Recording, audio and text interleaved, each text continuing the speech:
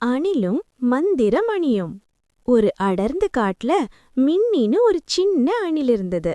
மின்னிக்கு எல்லாருக்கும் உதவணும்ன்ற நல்ல மனசு. ஒரு நாள் மின்னி காடு வழியா ஓடிக்கிட்டு இருந்தப்போ ஒரு பறவைக்குட்டி கீழே விழுந்து அழுதுகிட்டு இருந்தது. ஐயோ, உனக்கு என்னாச்சுன்னு மின்னி கேட்டது. அது குட்டிய மெதுவா தூக்கி மரத்துல வச்சது.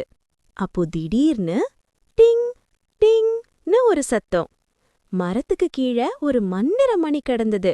மின்னி அந்த மணியை அடிச்சா எல்லாருக்கும் நல்லது நடக்கும்னு தோணிச்சு.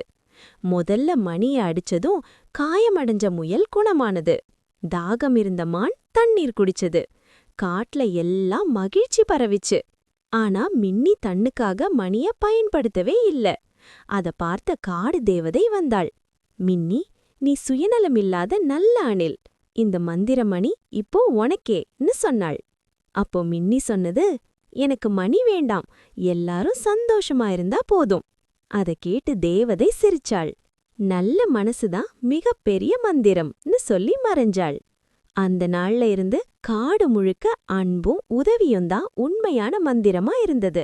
கதை சொல்லும் பாடம்: சுயநலமில்லாத அன்பே உண்மையான மந்திரம்.